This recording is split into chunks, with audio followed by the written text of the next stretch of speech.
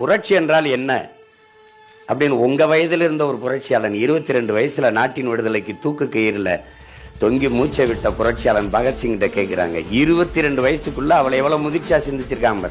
புரட்சி என்ன பகத்து? புரட்சி என்பது ரத்தம் சிந்தும் வன்முறையாகத்தான் இருக்க வேண்டும் என்பது இல்லை.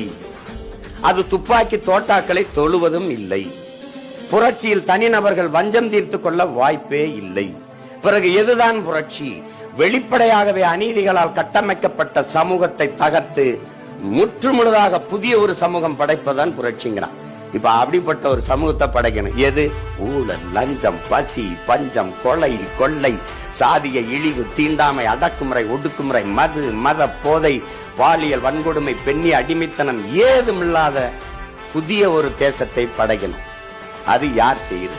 என் அன்பு தம்பி தங்கைகளே, எல்லா சுகத்திலும் எழுதிருக்கு சுத்தம் சுகம் தரும். இறங்கி குற்றனை யார்? இவன் எழுதுற நேரத்துக்கு கூட்டியிருந்தா தெரு சுத்தமா இருக்கும். ஒவ்வொரு தெருவையும் கூட்டியிருந்தா தேசம் சுத்தமா இருக்கும். இங்க கிளீன் இந்தியா இருக்கு. கிளீனா இருக்கா? திட்டத்துல கிளீன் இந்தியா இருக்கு. நாடு எப்படி குப்பை மேடாச்சு. ஒரு அற்ப பாலித்தீன் பிளாஸ்டிக்கே பேன் பண்ண முடியல. பூமியை அழிக்க அணிகுண்டு தேவையில்லை, பிளாஸ்டிக்கே போதும்ங்கிறான். நீங்க படிக்காத ஒண்ணும் இல்ல. சரி, உங்க எல்லாத்தையும் கேட்கிறேன், ஒரு பிளாஸ்டிக், ஒரு நெகிழித்தாள், ஒரு பாலித்தீன் மக்கி மண்ணோடு மண்ணா போக எத்தனை ஆயிரம் ஆண்டுகள் ஆகும்? யாராவது சொல்லு. அது இவர் சொல்றாரு. ஒருத்தன் 5000, ஒருத்தன் 50,000, ஒருத்தன் 5 லட்சம். ஒரு கணக்கு தானே. திருவள்ளுவர் 2000 ஆண்டுக்கு முன்னாடின்னு யாரும் திருவள்ளுவர் அம்மாவுக்கு பிரசவம் பார்த்த யாரும் உயிரோட இல்ல. சும்மா ஒரு கணக்கு. 1000 ஆண்டுன்னு. 1000 ஆண்டுல நீங்க பார்க்க போறீங்களா? இல்ல நான் பார்க்க போறேனா? இங்க யாரும் பார்க்க போறோமா?